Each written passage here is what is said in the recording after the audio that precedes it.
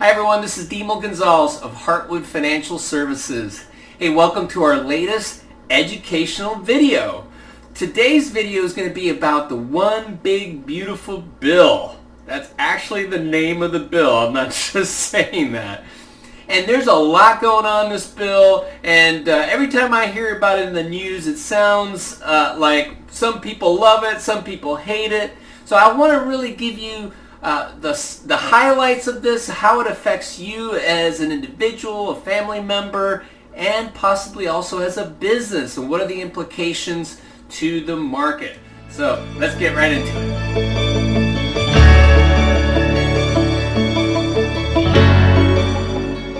Alright, so first let's start with the fact that in the 2017 there was a big bill that changed a lot of the tax codes, and we're making permanent the tax cuts that we saw for individuals in the tax brackets. They're being made permanent. So they were sunsetting at the end of this year, so there was a big question mark on what was going to happen if they didn't make those permanent, or if they would just let them expire. Rates would go up a lot and taxes would go up substantially. So that has been made permanent.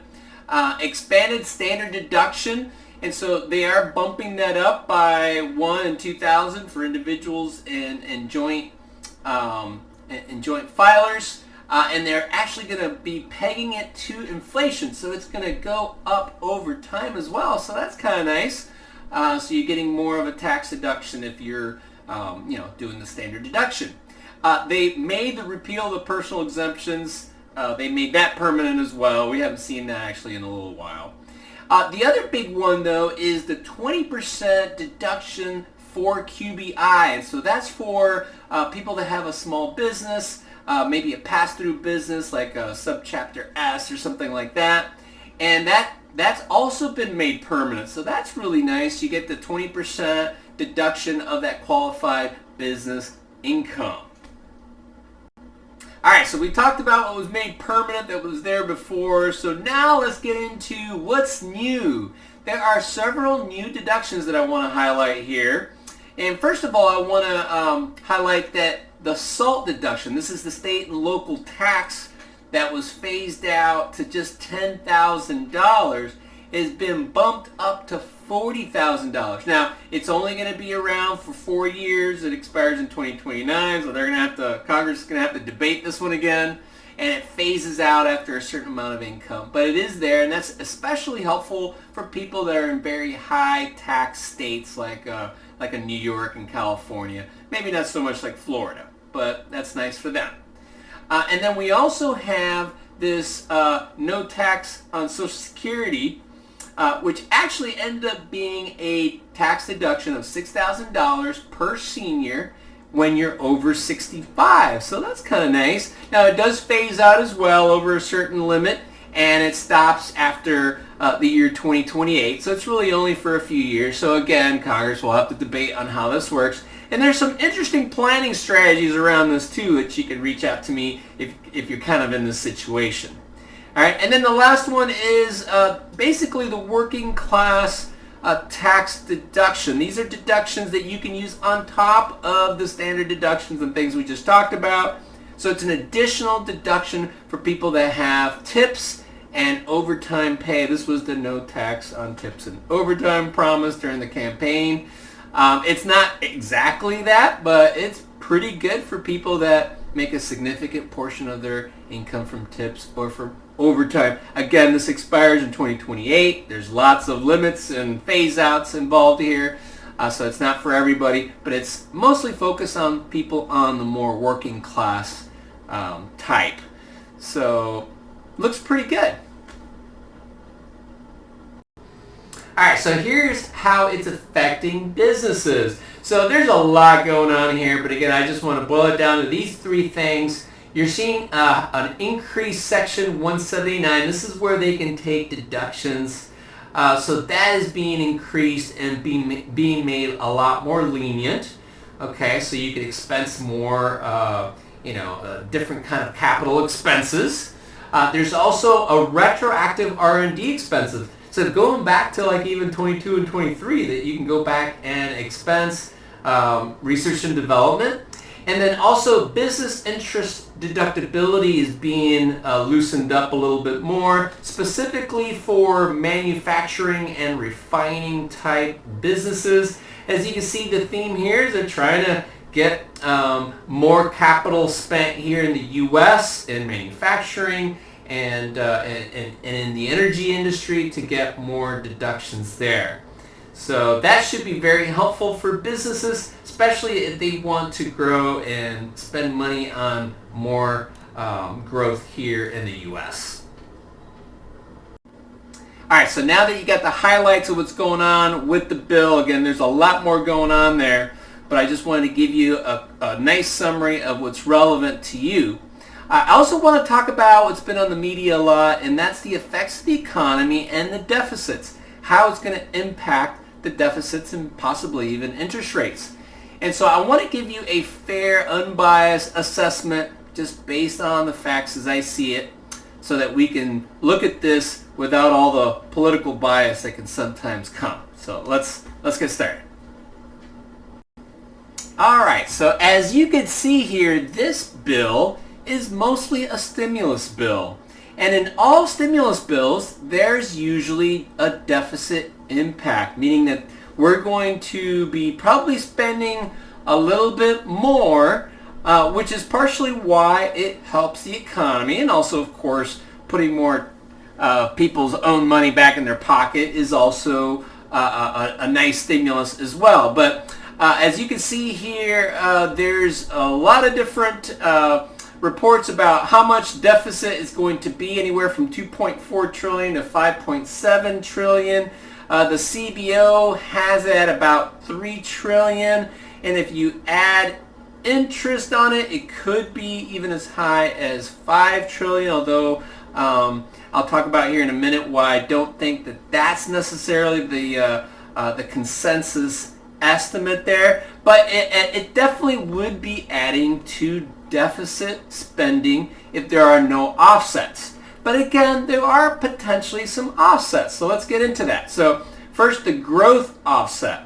With the growth offset, of course, with stimulus, it helps the economy, and when the economy is a little bit better, there's usually more tax revenue that comes in from that stimulus. Now, it might not offset all of the stimulus, and that's probably what's going to happen here too.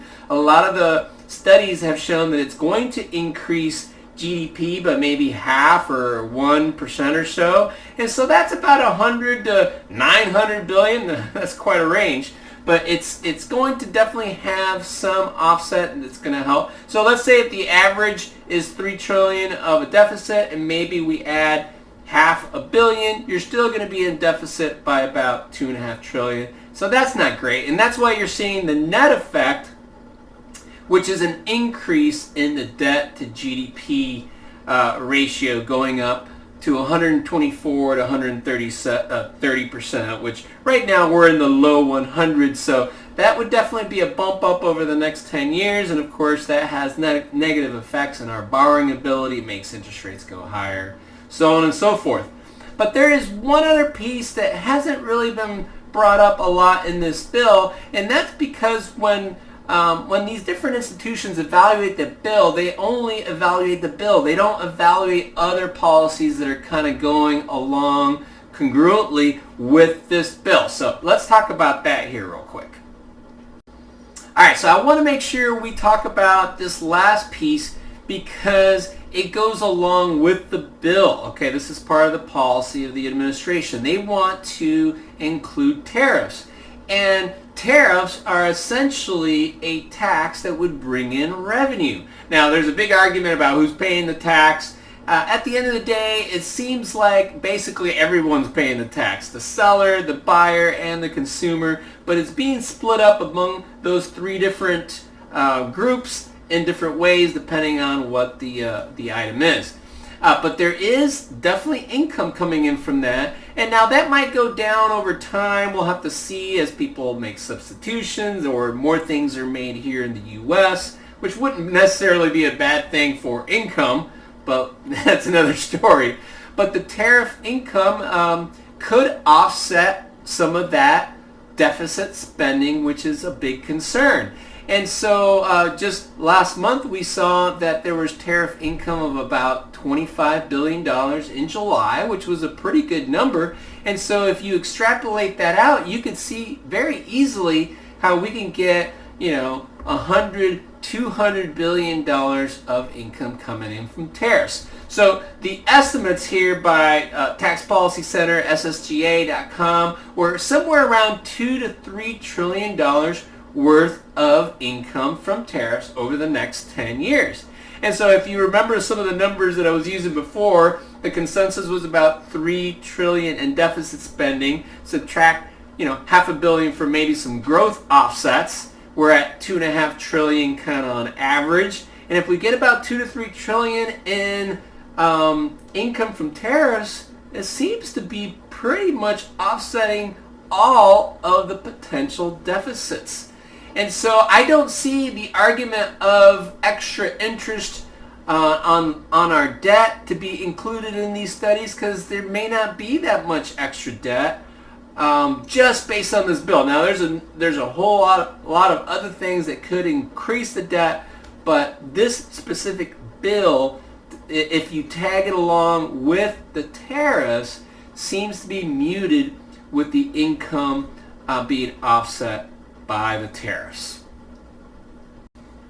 All right, so bottom line for investors, the bill is stimulative, so that's going to be good for the economy. You're looking at the Fed starting to potentially be lowering rates. They're not seeing massive inflation coming from the tariffs, and in fact, if the tariffs could offset some of the stimulus or deficit spending from the bill, we're really not in that bad of a fiscal situation, you know, before the bill, and so it's kind of a wash. And so it seems like those are pretty good implications for the economy and potentially for the stock market, because you're going to see interest rates at least not go up a lot, maybe even go down a little bit. We'll have to see. And you're going to have stimulus to the economy, which will help consumers, which will end up in corporate profits. So it does look like this will probably be a pretty good opportunity in the long run for investors. We'll just have to see what happens after all these different temporary deductions phase out and sunset out. A lot more for Congress to argue going forward. You know how they love to do that. So anyways, I hope this was helpful, guys. You know, if you have any questions or you have any issues with some of my arguments, please feel free to reach out. You know, this is something that just happened. I'm evaluating, and I just wanted to give you some of my thoughts here initially as we look at this. All right? Thanks a lot. God bless.